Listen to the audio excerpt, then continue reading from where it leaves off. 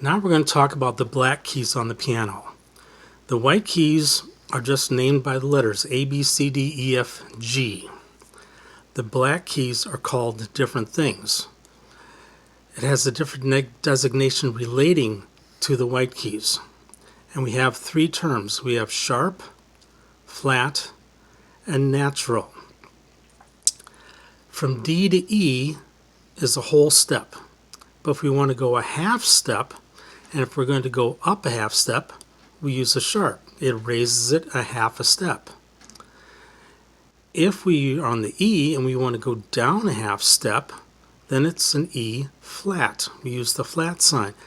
That lowers it a half a step. And then if we have it in the music, we have like a D sharp in the music, but we want to go back to D, then we have to use a natural sign in front of the note. And that natural sign cancels the sharp or the flat. So these are the symbols we have. That's the sign for a sharp. It's not a number sign. It's not a pound sign. It is not a hashtag. It is a sharp sign. And the flat sign kind of looks like a B that we kind of flattened out a little bit. And the natural sign is just that. So if we have a D and we go up a half step, then it's a D sharp. If it's an E, it goes down a step and it's an E flat.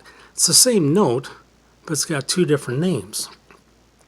On the music, the D sharp is going to look like that. They'll have the sharp sign in front of the D.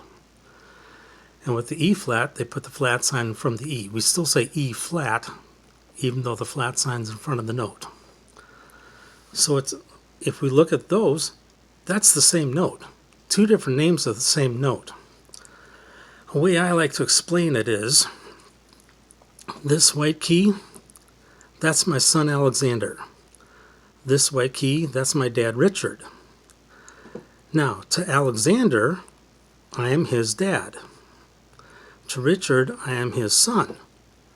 So there's Alexander, there's Richard. In between is me.